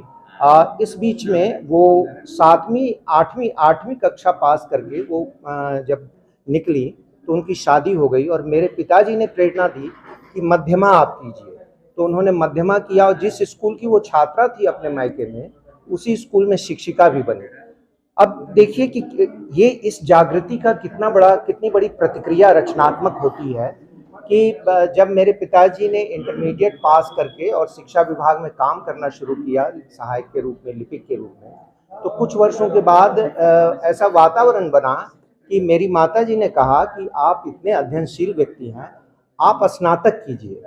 तो मेरे पिताजी ने कहा कि हमको तो 225 रुपये दरमाहा मिलता है, हम क्या करें, स्नातक के लिए पैसा कहाँ से आएगा। सही बात। तो उन्होंने कहा कि मैं अपने गहने बेच कर दूंगी। और ये वास्तविकता है कि मेरी माँ ने अपने गहना बेचकर और मेरे पिताजी को ग्रेजुएशन करवाया। उसके बाद बच्चे के लिए गहना बेचते, उन्होंने पति के लिए बेचा, कितनी बड़ी त्याग। और शिक्षा के लिए, वो कोई धन अर्जने के लिए नहीं। और दूसरी प्रेरणा उन्होंने मेरे पिताजी को दी कि जब वो BA पास कर गए तो उन्होंने कहा कि आप BPSC में बैठिए। और 2 बार हमारे पिताजी को उन्होंने गहने बेच करके फी का पैसा दिया और BPSC का एग्जामिनेशन उनसे दिया। मतलब पूरे फैमिली के प्रेरणा स्रोत के रूप में रही है, वो काम किए हैं। तो ये इस तरह के बहुत सारे उदाहरण हैं मेरे परिवार में। आज जो सरस्वती की मुझ पर कृपा है, तो ये मैं मानता हूँ कि साक्षात मेरी माता जी, माँ का ही देन है। और मैं ये संदेश देना चाहता हूँ कि माँ की सेवा, चाहे माँ पराई ही क्यों न हो, पराई का अर्थ है कि सौतेली माँ भी अगर होती है तब भी उसे अपनी माँ मानकर और सेवा करना चाहिए, क्योंकि साक्षात दुर्गा, काली, सरस्वती और लक्ष्मी तो वही है और उसका फलाफल मिलता है। मैं आज के अवसर पर आपके चैनल के माध्यम से यही संदेश देना चाहता हूँ, अपनी माता जी को सत नमन अर्पित करता हूँ। चलिए, निगाहें के लिए 2 शब्द। निगाहें चैनल एक नया चैनल है और YouTube पे हम उसके सब्सक्राइबर भी हैं और निगाहें जिस प्रकार से खोजी पत्रकारिता के क्षेत्र में नए मानक स्थापित कर रहा है, विशेष रूप से ग्रामीण क्षेत्र हैं या किसी शहर के टोले मोहल्ले का वो क्षेत्र जहाँ पर किसी की निगाह नहीं जाती है, वहाँ भी निगाहें पहुँच जाती है। मैंने बहुत सारे ऐसे आपके YouTube देखे हैं। तो इसको बनाए रखिए और जन समस्याओं को लेकर जिस प्रकार आप नए नए विषयों को खोज करके, जैसे आज आपने मृतक भोज के बारे में बताया, मैंने एक YouTube देखा था, आपने युवाओं से पूछा था कि आदर्श शादी करना चाहिए कि नहीं, तो उन लोगों ने कहा था कि प्रेम विवाह करना चाहिए, आदर्श शादी करना चाहिए। तो आप केवल समाचारों को हमारे समाज तक नहीं पहुंचाते हैं, बल्कि एक लाइफस्टाइल जो है, भारतीय जीवन पद्धति है, उसको भी प्रचारित प्रसारित कर रहे हैं। इसके लिए हम बहुत आभार प्रकट करते हैं। निगाहें अपनी निगाहें ऐसे ही डालते रहे और हमारी निगाहों में रहे, यही आशीर्वाद। चलिए, ये थे हमारे साथ चंद्रकिशोर भाई। इनका बड़ा अच्छा लगा कि माँ तो माँ होती है, जिन्होंने 9 महीना पेट में रखा। इससे ज्यादा कष्ट दुनिया में कोई नहीं कर सकता एक माँ से ज्यादा, चाहे माँ अपनी हो या पराई। पराई तो होती नहीं, माँ तो माँ है, वो पराई क्या है, माँ माँ है। तो ऐसे माँ को श्रद्धांजलि, भावपूर्ण श्रद्धांजलि अर्पित करता हूँ। तो चलिए फिर मिलते हैं नेक्स्ट वीडियो में किसी नए चेहरे के साथ। तब तक के लिए जय हिंद, जय भारत, जय निगाहें। हम ही सुनेंगे हर मजलूम की आहें, हर समस्याओं पर होगी इसी तरह हमारी निगाहें। क्या बात।